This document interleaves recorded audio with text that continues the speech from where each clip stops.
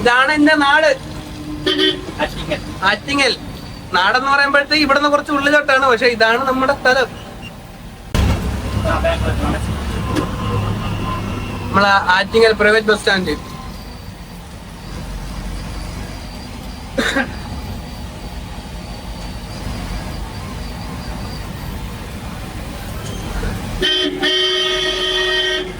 അയ്യെന്നാ വന്ന് പട്ടിക ഭയങ്കര ഇറങ്ങിയില്ലേ?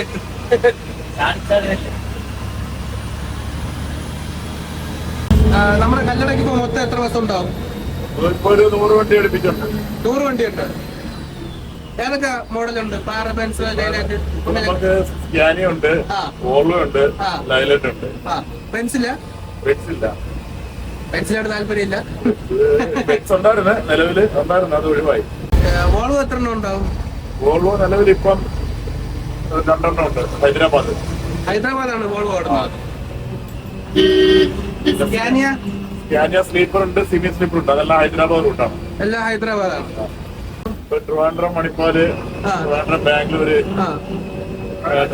ട്രിവാൻഡ്രം, ചെന്നൈ. വേറെ ട്രിവാൻഡ്രത്ത് നല്ല എവിടെ നിന്നൊക്കെ സ്റ്റാർട്ട് ചെയ്യും? പിന്നെ മധുരൈ, ഹൈദരാബാദ്, തഞ്ചാവൂർ, ഹൈദരാബാദ്, നാഗർഹോല, ഹൈദരാബാദ്, കോയമ്പത്തൂർ, വിജയവാഡ. അപ്പൊ കേരളത്തിൽ നിന്ന് ട്രിവാൻഡ്രത്ത് മാത്രം സ്റ്റാർട്ടിംഗ് ഉള്ള? ട്രിവാൻഡ്രം, കോഴിക്കോട് സ്റ്റാർട്ടിംഗ്, കോഴിക്കോട്, കാലിക്കറ്റ്, ഹൈദരാബാദ് ഉണ്ട്, കാലിക്കറ്റ്, ചെന്നൈ ഉണ്ട്, എറണാകുളം, ഹൈദരാബാദ് ഉണ്ട്, എറണാകുളം, ചെന്നൈ ഉണ്ട്. അത്യാവശ്യം എല്ലാവരുടെ സർവീസുകളുണ്ട്. രാജേഷണ്ണ ഫുൾ ബിസിയാണ്. രാജേഷണ്ണനാണ് ഈ വണ്ടിയുടെ ഫുള്ള് കാര്യങ്ങള്.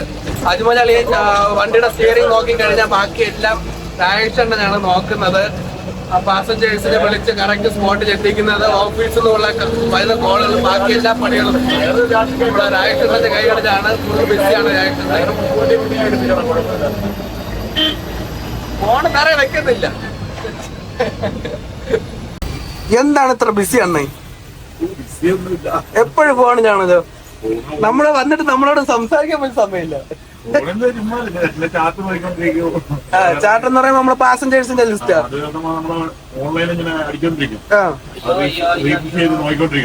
ആരൊക്കെ എവിടെ നിന്നൊക്കെ കേറാറുണ്ട്, ബുക്ക് ചെയ്തെന്നൊക്കെ അല്ലേ? നമ്മളിപ്പം നിലവിലിപ്പോ ചിലപ്പം സീറ്റ് ഫുള്ളല്ലെന്നുണ്ടെങ്കിൽ അത് നമുക്ക് ഗ്യാപ്പ് കിടപ്പുണ്ടെങ്കിൽ ആ ടൈമിനനുസരിച്ച് എവിടെന്നെങ്കിലും ഒക്കെ അടിക്കും, കൊട്ടിയോ എവിടെയൊക്കെ അടിക്കും.